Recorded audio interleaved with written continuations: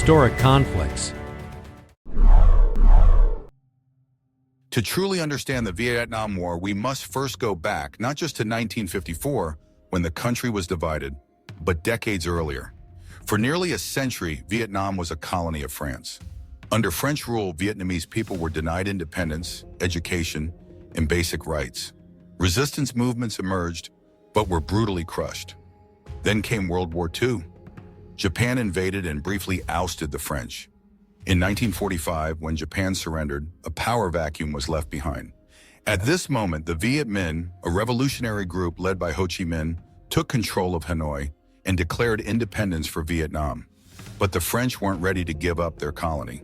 A new war began, the First Indochina War, 1946 to 1954, between French forces and the Viet Minh. After 8 years of fierce fighting, the French were defeated at Dien Bien Phu. In 1954, the Geneva Accords temporarily divided Vietnam at the 17th parallel, communists in the north, anti-communist forces in the south, until elections could reunify the country. But those elections never happened. Tensions grew between North and South. The Cold War was heating up, and the stage was set for a much deadlier, more global conflict. The Vietnam War was not one single conflict. It was two wars unfolding at the same time. On the surface, it looked like a civil war between North and South Vietnam. Each side claimed to represent the true Vietnamese nation. Each side called the other a puppet. In the North, the Democratic Republic of Vietnam, led by Ho Chi Minh, declared itself the legitimate government of all Vietnam. In the South, the Republic of Vietnam, backed by the United States, said the same. Both governments were supported by millions of loyal citizens, and both sent their young men into battle. But behind this civil war was something much larger, a proxy war between superpowers. The United States saw Vietnam as a front line in its global fight against communism.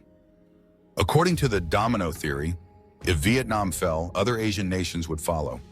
So the US sent troops, money, and weapons to stop it.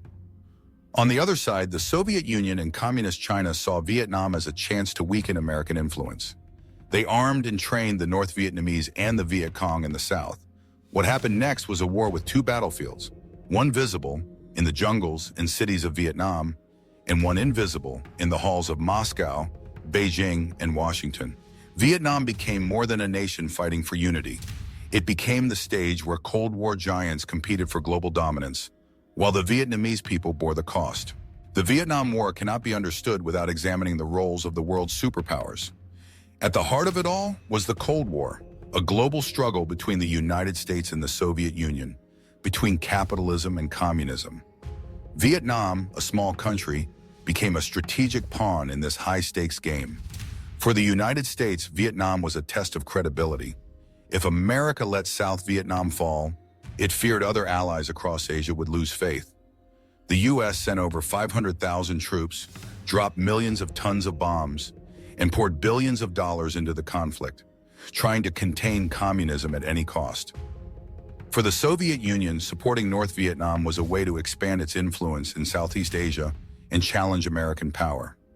The Soviets provided weapons, aircraft, tanks, and crucial training for Vietnamese forces.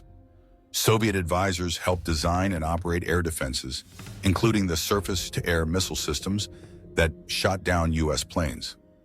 Meanwhile, China, freshly victorious in its own revolution, wanted to spread Maoist ideology and weaken American presence near its borders. China sent hundreds of thousands of military engineers, advisors, and logistical support units, especially during the early years of the war. These three giants never fought each other directly, but their fingerprints were everywhere, in the weapons, in the strategies, and in the propaganda. And in the middle of it all stood Vietnam, divided, determined, and devastated by a war not entirely of its own making. After the Geneva Accords in 1954 temporarily divided Vietnam, tensions escalated quickly. Small skirmishes soon evolved into full-scale war. In 1964, a turning point arrived.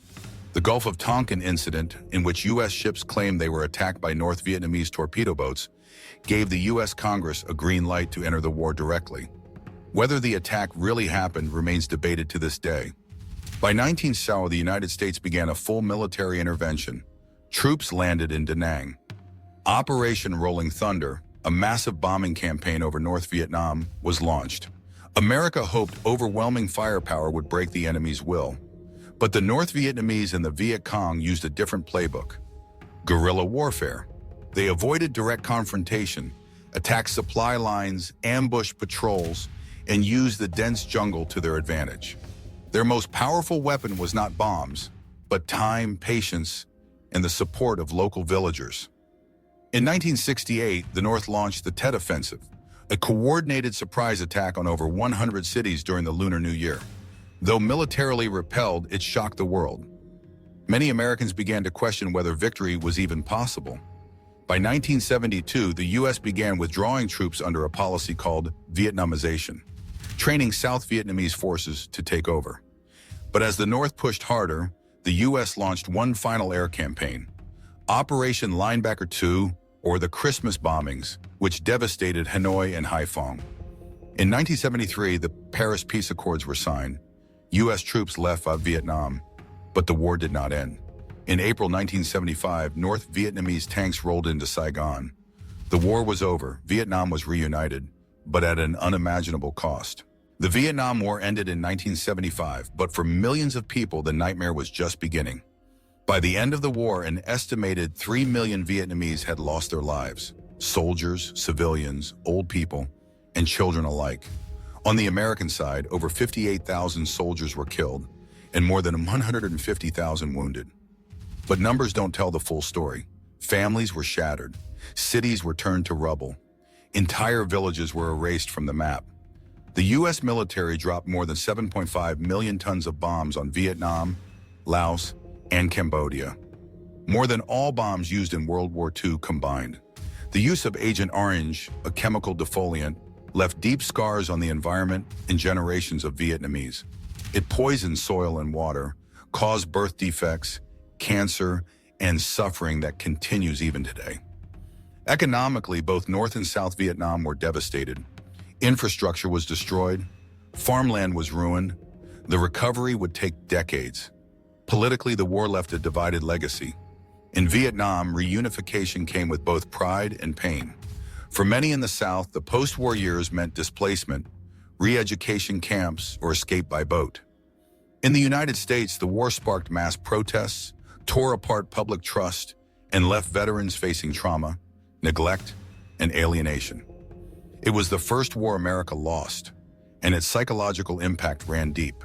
And across the globe, the Vietnam War became a symbol of imperial overreach, ideological blindness, and the terrible cost of proxy conflict.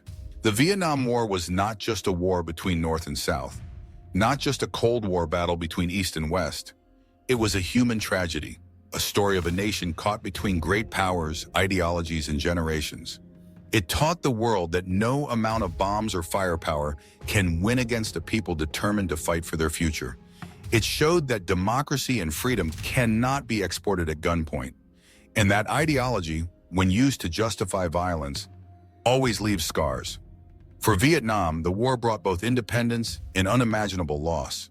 For the United States, it was a reckoning, a lesson in the limits of military power. For the world, it was a warning. When superpowers fight proxy wars, it's the small nations that bleed. And perhaps above all, the Vietnam War left behind a deeper question. In every war, what is truly won? What is truly lost? History does not always offer clear answers, but it gives us something more valuable: a chance to remember, a chance to learn, and a chance to do better. Thank you for respecting history. Don't forget to like, subscribe, and write the bell so you don't miss any battles.